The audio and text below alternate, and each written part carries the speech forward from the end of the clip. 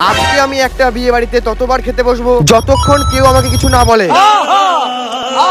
আর লাস্টে এমন ভাবে অপমান হবো যেটা আমি কোনোদিনও ভাবিনি। তো দেখো, আমাদের বাড়িতে একটা বিয়ে হচ্ছিল, শুনেই আমি তাড়াতাড়ি করে সন্ধ্যে হতে চলে আসলাম, কারণ আমি সকাল থেকে কিচ্ছু খাইনি। তাই গাইজ আমি এখন ডাইরেক্ট গিয়ে খেতে বসবো। এত তাড়াতাড়ি চলে এসেছি, এখানটা এখন কাউ খেতে যায়নি। এরা বলছে আর কিছুক্ষণ পর থেকে খেতে দেবে, তাই আমি ওখান থেকে চলে আসলাম যার বিয়ে হচ্ছে তার কাছে।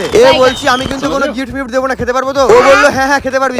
তুই না বললেও আমি খেতাম। ওখান থেকে বেরোতে দেখছি পাশে এক জায়গায় কফি দিচ্ছে, তাই এখান থেকে এক কাপ কফি নিলাম, খেয়ে ফেললাম, আবার চলে আসলাম, আবার এক কাপ কফি নিয়ে নিলাম, এটাও খেয়ে ফেললাম, তাও মনও ভরলো না, পেটও ভরলো না। তাই ভাবলাম আবারও একবার আনবো, এর জন্য মুখটা লুকাতে লুকাতে আস্তে আস্তে গিয়ে আরেক কাপ নিয়ে নিলাম। কাকুরা কিন্তু আমাকে বারবার দেখছে নিতে, কিন্তু কিছু বলছে না। এই নিয়ে 3বার হয়ে গেল। কফি খেতে খেতে এদিকে দেখছি খেতে বসে দিয়েছে, তাই আমি ফটাকসে এসে বসে বললাম। আমি এখন কারোর দিকে তাকাচ্ছি না, কারণ আমি আমার মুখটা লুকিয়ে রাখছি, পরের বার খেতে বসলে কেউ যেন আমাকে চিনতে না পারে, এর জন্য থালায় ভাত মাছ ডাল পড়তে তাড়াতাড়ি করে খেয়ে উঠে বললাম। তখন অল্প করে খেয়েছিলাম, এবার গাইস আমি আবার যাবো খেতে। টেবিলে বসে মাথাটা নিচু করে রাখলাম, কেউ যাতে আমাকে চিনতে না পারে। সবার সামনে ধরা পড়লে ভাই মান সম্মান পুরো শেষ, কিন্তু এবারও আগের বারের মতো সেই খেলাম, এবারও মুখ লুকিয়ে লুকিয়ে যাতে পরের বার আবার খেতে পারি। গাইস সত্যি কথা বলতে এখন যা পেট ভরেছে, এখন আর 5 ঘন্টা পর ছাড়া কিছু খেতে পারবো না, কিন্তু 3 ঘন্টা পর দেখছি লাস্ট ব্যাচ বসছে, এরপর আর খেতে দেবে না। তাই আবারও এসে বসে বললাম তাড়াতাড়ি করে, কিন্তু আধ ঘন্টা ধরে এখানে বসে আছি, তাও আমাদেরকে থালা দিচ্ছে না। পাশের টেবিলগুলোর মধ্যে সব দিচ্ছে। গাইস এবার বুঝতে পারলাম ক্যাটারিং গুলো আমার মুখ চিনে গেছে, এর জন্য থালামালা দিচ্ছে না আর কিছু। আর খাওয়া হলো না, বাড়ি যাই।